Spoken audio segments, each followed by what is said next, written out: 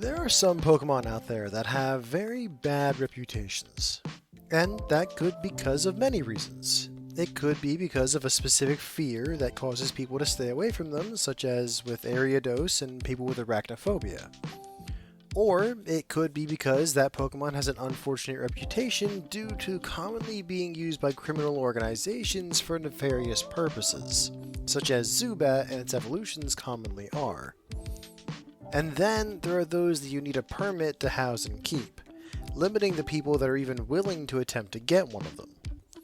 The Ekans evolutionary line unfortunately suffers from all three of these conditions. Hello everyone, and welcome to the Pokemon Care Guides, a series where we go through how to house, obtain, and care for different types of Pokemon as if you're going to keep them as a pet in your own home. Today, we'll be going over the snake Pokemon from Kanto, Ekans, and its evolution Arbok. Ekans is a purple snake with yellow eyes, a yellow band around its neck and near its head, a yellow underbelly, and a yellow tail. A fairly simple appearance compared to some of the other Pokemon that we've covered in this series. While there can be a lot of variation based on where you got your Pokemon from and what breeding line you got it from, the average length for an Ekans is 6.5 feet and they tend to weigh only about 15 pounds. This changes drastically when it evolves into an Arbok, however.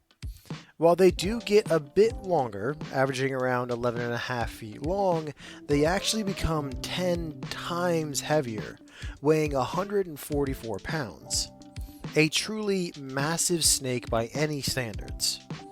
You can see how people have a fear associated with these Pokemon. Arbok again has a predominantly purple body, just like its previous evolution, but instead of the yellow underbelly, Arbok instead has an intimidation display on its underside, one that looks terrifyingly like a face, and which it uses extensively in its hunting method, using the scary face pattern to freeze prey with fear and then consume them while they can't run away. A fun fact though, while the colors usually are the same across the entire species, depending on where your Ekans evolved, the pattern on the Arbok's chest will be different. So, Arbok that evolve in a certain part of the Kanto region will have a certain pattern, while those that evolve somewhere else in the same region will have something completely different. And those will also be different than those that evolve in another region. It's not important to the care guide overall, but something that I find very fascinating about the species just in general. But that is the basic overview of the Ekans line. Now, let's get into how to care for these Pokemon, and who knows, you might just find that these Pokemon are the perfect Pokemon partners for you. Enclosure. This is probably going to be the most complex part of this guide. These Pokemon have a lot of requirements to be housed correctly outside of a Pokeball. The best enclosure for these Pokemon are going to be slightly different than those we've discussed before. So far, we've done a lot of open enclosures where the Pokemon is kept outside, or the enclosure is partially open where the Pokemon is able to easily get out. That won't be the case with the Ekans line. For these Pokemon, you'll be keeping them in a fully enclosed enclosure that you'll only be taking them out of every now and then to clean and fix anything, such as removing waste and giving them food. Something that you will not be doing often is going into the enclosure to interact directly with your Pokemon. These Pokemon, Ekans and Arbok, are both highly venomous, and, at least Arbok, are usually quick to bite. So unless you really trust your Pokemon, or are somehow immune to venom, you shouldn't be reaching your bare, unprotected hands into these Pokemon's enclosure. I'll get further into the venomous nature of these Pokemon later on in the guide, but I wanted to put that warning here in the enclosure section just to give you a heads up on that. No sticking your digits into the venomous snake home, okay? Okay, let's talk enclosure then. The funny thing with snakes is that while they can be large animals, they don't move around that much unless they're hunting for food.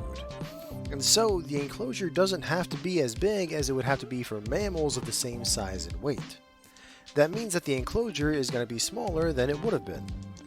Actually, a good rule of thumb is that, for snakes, The length and width of the enclosure should be equal to the length of the snake. So if the snake stretched out along two sides of the enclosure, then it would be equal in length. That should provide plenty of space for your Pokemon to stretch out and move about throughout its enclosure. Now, that does mean that you could get two different size enclosures, one that is Ekans sized and one that is Arbok sized. But giving an Ekans and Arbok sized enclosure won't hurt, as long as you fill it up with stuff. Snakes, even grassland snakes like Ekans and Arbok, will get very nervous and stressed in their environment if it's just a bunch of open space. They need something to hide under and climb over. That cover gives them a sense of security that is important to their mental health and keeping them happy. When talking about size, your average Arbok is about a dozen feet long, give or take a few inches, which means that the combined length and width of your enclosure should be at least equal to that. Just keep in mind that it's better to have one dimension be longer than the other. If you go with a complete square, then your snake tends to be more on top of itself than you would if you went for the rectangle. Plus, a rectangle makes it much easier to keep inside your house. Another thing you may need to consider when getting an enclosure is vertical space. You won't need much, seeing as Arbok is a wholly ground-dwelling Pokemon. Ekans does spend some time above the ground though, either hunting for bird Pokemon eggs or occasionally sleeping in the branches. So a little bit of vertical space won't go amiss, perhaps a foot or two. Moving from the size of the enclosure, we come to what the enclosure should be made of. You can honestly use multiple kinds of material to build an enclosure for these Pokemon. Each material has its own ups and downs, but it really does come down to personal preference and how much work you want to put in. For example, glass is the most popular material because people can actually look into your Pokemon's enclosure and see it. It's also very easy to clean, and there are a plethora of pre-made glass enclosures out in the market. But glass does have quite a few drawbacks. It's not the best for keeping in heat, which these Pokemon are going to need. Also, with some of the stronger Pokemon like Arbok, regular glass could simply be too weak, and you'll need to either get reinforced glass that's strong enough to contain them, or take the risk of a venomous snake getting loose in your home, which I would not recommend. Out of all the options in the market, I would suggest using a high-grade plastic for the walls, floor, and ceiling, and then using a high-strength glass for the front-facing side and the doors of the enclosure. The plastic is much better at keeping in heat than many of the other materials out there, and is just as easy to clean as glass. It's also more durable, and should be able to handle most things that a Pokemon like Arbok can throw at it. Then, the glass on the front will also give you that viewing window that many people like to have with these Pokemon. A win-win on both counts. Now, I know that seems like a lot, but we still aren't done. The next thing you need to think about are the temperatures on the inside of the enclosure. See, the Ekans line are our first true cold-blooded reptiles. Technically, the Charmander line are reptiles too, but they're fire types and therefore warm-blooded, heated by their own internal fire. Ekans and Arbok have no such internal heat, and therefore need external sources of heat to reliably survive. Out in the wild, this would mean finding a particularly sunny patch of ground or a rock to lay on to soak up the heat being given off by the sun. This helps them with digestion and energy production, among other things, so it's a very important part of their life cycle. But if you're keeping the Pokemon inside of an enclosure in your house, then how are you going to get that sunlight, you ask? Well, you'll need three things. Two of those are a heat mat, which is exactly what it sounds like, a mat with wiring in it that heats up when it's plugged in, and a thermostat that plugs into that heat mat. You will need this to simulate the temperatures that these Pokemon would be living in the wild. You'll also take the mat and place it under one side of the enclosure, which we'll call the warm side from now on. But if you just plug the mat in and leave it, it can end up getting too hot and burning your Pokemon. Most mats don't have a built-in thermometer, so they just heat up to the maximum when they get plugged in. This is where the thermometer that you got comes in. You can plug the mat into the thermometer and then use that to keep the mat at a regular temperature, instead of just letting the mat heat up to the temp of a Magcargo.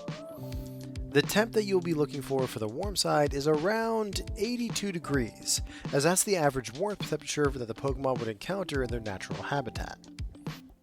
If you want to, and I do recommend this, you can get a thermometer, either one of the ones that can stick to the side of the enclosure, or one of the handheld ones that scans the temperature where you point it and use that to double check to make sure that the temperature is right where you want it to be. But please keep in mind that only one side is going to be the warm side. The other side is going to be the cooler side without a heating mat. This will allow the Pokemon to escape the heat if they want to and rest in a cooler area. The temperature for the cooler area shouldn't be too cold. You won't be installing an air conditioner in the enclosure or something like that, but you still want the cold end to be around room temperature, near 75 degrees. The third and last piece of equipment that you'll need is a heating lamp. Like I said, basking in the sun is an essential part of these Pokemon's life cycle, but living inside means that their exposure to the sun is going to be limited. Setting up a heat lamp with a UV bulb will be needed for them to develop and grow healthily. Set it up on the warm end of the enclosure and shine the light down from the ceiling.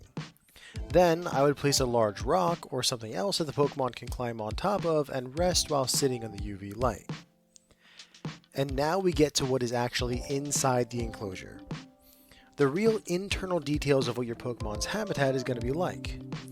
The substrate, which is what everything sits on in the enclosure, should be something utilitarian.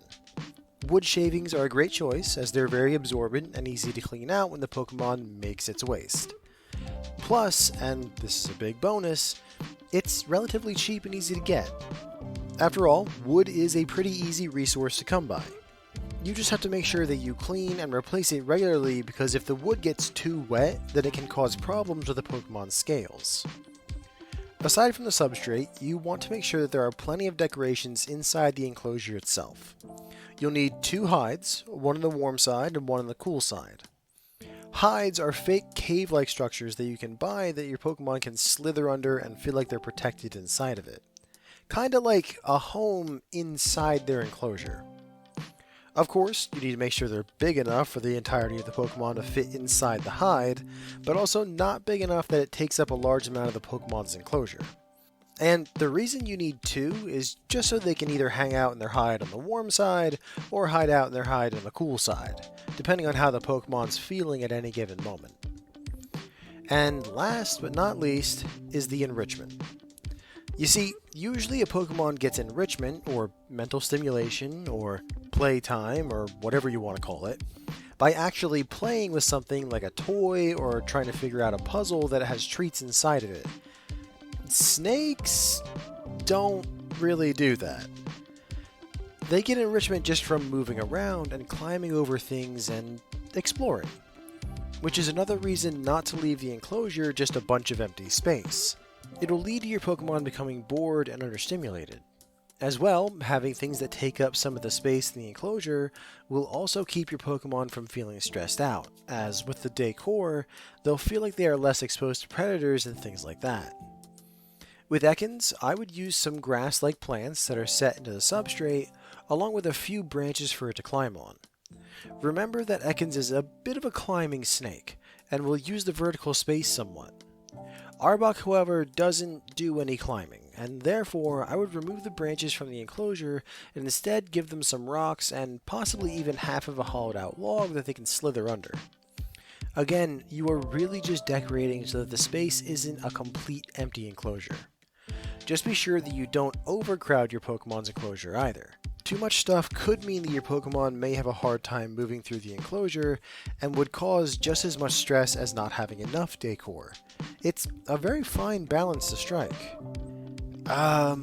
Let's see, is there anything else? Oh, yes, the water bowl. Can't believe I didn't mention this before. Of course, your Pokemon are going to need a water bowl that they can get their water from. But due to the size and strength of these Pokemon, you're going to want to get one that is very heavy and tough for them to knock over, as well as one that'll hold a decent amount of water for them. Look for something that is made of stone or concrete and place it on the cool end of the enclosure. That way the heat doesn't cause the water to evaporate faster than it should. Then, every few days, either change the water if it's getting gross, or refill it if you see that it's getting low. And a last little note, I always say you should have the enclosure set up before going out and getting the Pokemon, but that is especially true for these Pokemon. Reptiles have so many requirements for their enclosures that other type of Pokemon just don't. If you get the Pokemon and you don't have the enclosure set up beforehand, you'll end up having to keep the Pokemon in suboptimal conditions, and that could lead to the chance of injury to your Pokemon or the chance that it'll escape. And I've said it once, I'll say it again, and I'm gonna keep saying it, you do not want a large venomous snake loose in your house. It will not end well for all involved. Having the enclosure set up beforehand should remove that risk entirely. Availability. So these Pokemon exist in that strange spot where they aren't rare, but they can be very much a hard Pokemon to get a hold of. And that is mostly due to their venomous nature.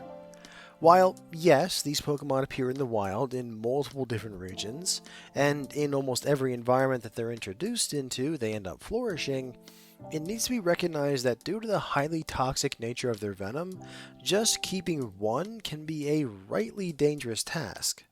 Keeping more than one, let alone multiple breeding pairs, is a great risk that only a few specific and highly trained people should attempt. Add in the fact that you need a permit to be able to house them legally, and the specific requirements of each enclosure for each Pokemon, and there aren't many breeders who are willing to put in the effort to raise these Pokemon. That's an unfortunate reality of many poison-type Pokemon, I'm afraid. Their presence can be toxic to the people that are taking care of them, so many people aren't willing to try and care for them. Those people are out there, but they are few and far between, which means that if you're going to get your Pokemon from one of them, then it won't be coming cheap. Which I'm sure leads you to the thought of, okay, well then I'll just go out and catch one. They're pretty easy to find in the wild, you said. Do not do that. These Pokemon are very good ambush predators, and while they don't go for humans for food, they can be very hard to spot in the wild until you are right on top of them. And at that point, they may feel threatened enough to strike at you. If that happens, then you will need immediate medical attention. And if you're far enough out in the wilderness, then that can be a real problem. These Pokemon are no joke. There is a reason that they are widely used by criminal organizations. I do not, by any means, recommend you go out trying to catch one of these Pokemon.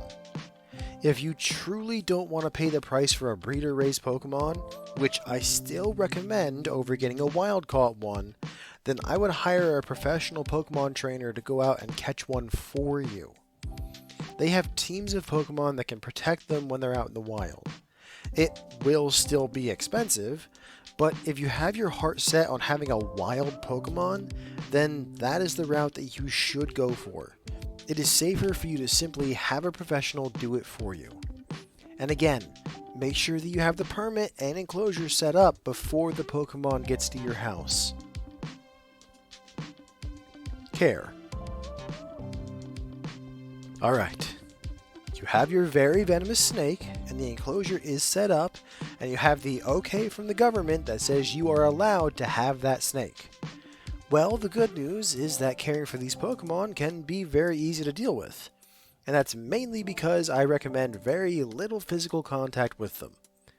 For example, let's take the training. Like any Pokemon, you can technically form a bond with and train these Pokemon to follow your commands. Plenty of professional trainers use them on their teams. But this is a very dangerous prospect. These Pokemon can be notoriously cantankerous, and with how potent their venom is, even just one bite could spell disaster. Unless you are a professional trainer, I wouldn't recommend trying to even handle or play with these Pokemon. Hence, training is easy. Don't touch it.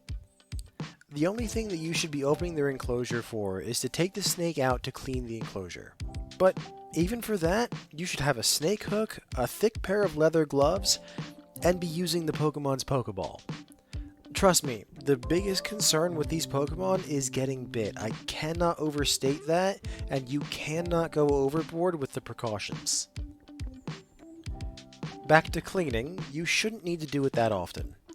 The main thing that you'll be doing will be changing out the water and changing the substrate. Either of them will get filthy as days go by, mostly from the waste that your Pokemon is producing.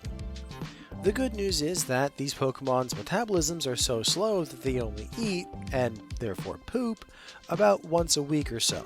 And one poop won't mean that you're going to need to change the substrate. I would say that every 2 weeks, or possibly even 3 weeks, you'll need to change out the substrate and put in new material. The water, however, should be changed and refilled about once a week. Snakes drink more than they eat, and if it has made a mess in its water bowl by kicking up substrate or waste into the water, then you'll need to change it early. You'll also need to scrub the walls every now and then, as they can get dirty just as time passes, like most things do. And the last thing you'll have to deal with when it comes to cleaning is the shedded skin. A lot of the more reptilian Pokemon actually shed their skin every now and then. Because scales don't expand and grow like skin does, reptiles often need to shed their old scales and let in new, larger ones. It also helps to heal old damaged scales and lets healthier ones come in, which is great for the Pokemon when the new scales come in, but then the older shed skin is just left in the enclosure. Normally, it would just be left in the wild and they wouldn't have to deal with it anymore. But in their enclosure, it'll just sit in the way and become a health hazard as the old skin starts to rot. So once the old skin is shed, you'll need to go into your Pokemon's enclosure and pull that shed skin out. It shouldn't be too often for that, as they only shed about 3 or 4 times a year, but when it happens, you do have to go in and remove it. Speaking of the shed skin, you should keep an eye on your Pokemon when they're starting to shed. You'll be able to tell when this is happening because the color of their scales will start to gray out and their eyes will look like they're starting to become cloudy. Don't worry, your Pokemon is okay, they're just starting to get ready to shed. After a bit of time, you'll see that the old shed skin will start to flake off and be left behind. This should happen naturally and only take a few days for the old shed skin to come off. Really, the only reason that I'm bringing this up is because occasionally shed skin can get stuck in certain places, like over the eye and around the tail. This can happen when the snake is dehydrated or the air inside the enclosure becomes too dry. If that shed skin is stuck there for too long, then it can end up leading to health problems. Especially if the stuck shed skin is still there when the next shed comes along. It can lead to a buildup of dead skin just sitting there on the body. If this happens, don't worry, there are a few things that you can do. One thing that you can do is provide a slightly damper environment. You can do this using a spray bottle to mist down the environment, or, and this is the way that I would choose to do it, is providing what is known as a humid hide for them. It's a sealed container, one that is large enough for the entire Pokemon to curl inside of. Inside of that container, you want to put a thin layer of something that'll hold water well. Moss is a good natural material that most people use. Then add a good amount of water to it, not enough to where the moss can absorb it all, but enough to where it's wet to the touch. Then cut a hole in the side of the enclosure for your Pokemon to slither through and place it on the warm end of the enclosure. Doing so will allow the inside of the container to become much more humid than the rest of the enclosure. If your Pokemon is dehydrated, then it will naturally seek out this place of higher humidity to correct that issue. Another way to fix the issue of stuck shed skin is to take your Pokemon to a Pokemon Center. The workers there are very knowledgeable, and no matter which Nurse Joy you're dealing with, they are an absolute pleasure. They will sort out your Pokemon no matter what. Just remember to use the Pokeball to transport them to the Pokemon Center. Food is actually very easy to handle for these Pokemon, as long as you don't get squeamish. I mean, Ekans is actually even easier. Ekans is an egg-eating Pokemon. In the wild, they hunt out nests of Pidgey and Spearow in the wild and eat any of their eggs that they find, which makes feeding Ekans extremely easy for you. After all, they sell Spearow and Pidgey eggs in the supermarket. Just grab a carton of their eggs the next time you have to go shopping, and that should cover your Pokemon for a while. Then, to feed your Ekans, you'll need a dish that you can place the eggs on when you're feeding your Pokemon. That way they don't end up eating some substrate that gets stuck to the egg by accident. And when your Ekans gets hungry, then they'll come over and eat the egg. Easy as that. The only extra advice that I'm going to give you is to keep an eye on the egg. Snakes have weird appetites, and Ekans might not eat the egg right away after you put it in their enclosure. If that's the case, then that's okay, but just keep an eye on it and make sure that it doesn't sit there too long that it starts to rot. If it does, then throw it out and replace it with another one. No big deal. Your Ekans will eat it when it gets hungry. Our box food is where people tend to get squeamish. When they evolve, Arbok is no longer an egg eater. I mean, it can if it needs to, and it can't find any other source of food, but instead it starts to prefer to hunt smaller prey Pokemon. So, you're going to need to change what you feed your Arbok. Instead of the eggs, you'll need to buy frozen, pre-packaged feeder Pokemon. I would recommend Rattata, as they are probably the easiest and cheapest to get a hold of, but if you have a larger Arbok and want to feed them more infrequently, then you could try feeding them something a bit larger, like a Plusle or a Pachirisu. But keep in mind, that's only for the largest of specimens. Rattatas should do just fine for most of the species. Unfortunately, Arbok aren't scavengers, which means you will need to move the food around for them to think about eating it. Of course, you can't do that by hand. That's a good way to get bitten and for your hand to become dinner.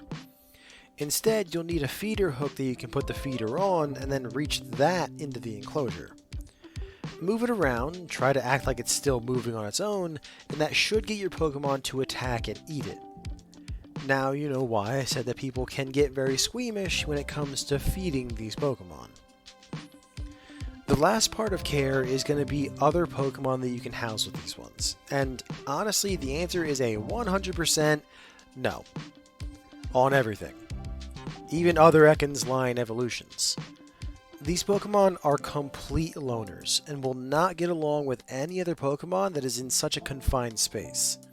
It'll end with the other Pokemon becoming dinner, or a Pokemon battle that'll probably destroy your enclosure.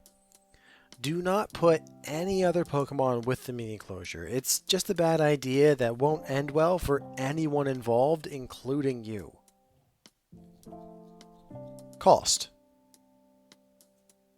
I'm not gonna lie to you. This Pokemon is gonna cost you a pretty penny.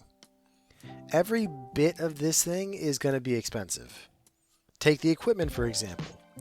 Things such as the snake hook that you'll use to get the Pokemon out of the enclosure, the thick gloves that you'll need to handle the Pokemon when it's out of the enclosure, the feeder hook for feeding them the food, the government permit for these Pokemon just to own them, and then all the setup for the enclosure, you'll easily be in the high or even the very high categories. It won't be as much as having to redo the entire environment like the Charmander line, but it's not going to be as cheap as the Bulbasaur line. And with these Pokemon, that is not one area to cheap out on. You need to be sure that this equipment is in good shape and good repair, and if that means you need to spend a little more in the long run to keep your venomous Pokemon contained, then I'd say that's probably a good trade-off. Now, the Pokemon itself may end up being the most expensive part. Like I said earlier, the quickest way to get one would probably be to hire a professional trainer to go out and catch one for you. But I still say that this should be your secondary option, not your first. Your first option should be getting in contact with a licensed breeder so that you can be sure of the history and health of the Pokemon. But either way, no matter what way you decide to go with, you're going to be paying in the very high category, and that's simply because of the venomous nature of the Pokemon. It makes them dangerous to hunt down in the wild, and very dangerous to breed and raise. So the people that are willing to take on those dangerous jobs are going to charge for the effort that they put in. After all, that's what I would do if I was raising these things. The last things that you're going to be putting out a decent amount of money for will be the things that you constantly need to buy more of. The food, the substrate, and yes, I'm including some emergency antidote in that because it might just save your life with these Pokemon. Monthly, it's all going to be in the low category, possibly very low if you keep your Pokemon as an Ekans and have an Ekans-sized enclosure. Remember that with Arbox food, you can keep them frozen for quite a while and then only feed them about once a week. So one order should keep you for quite some time. All in all, this is going to be the cheapest part of raising these Pokemon. Conclusion. In my personal professional opinion, these Pokemon should not be handled by anyone other than a few very highly trained and skilled trainers. The government has it right when they put a permit in place to own one of these. If you are new to the Pokemon keeping hobby, or even if you think that you're experienced with Pokemon, I don't recommend trying to handle or get one of these Pokemon. They are dangerous. If you are looking for a reptile Pokemon, then getting a Snivy or a Treecko would be a good bet for you. Really anything besides these venomous danger noodles. Okay, well, I've given you my warnings and taught you how to care for these Pokemon if you decide you want to try your hand at them. And, who knows, I could be totally wrong, and one of these Pokemon could end up being the perfect Pokemon partner for you. Whew. Next time, let's try something a little less dangerous to your health. Thank you all for listening, and please join us again next time when we start talking about the electric mouse Pokemon Pikachu and the others in its evolutionary line. Thank you, and have a wonderful night.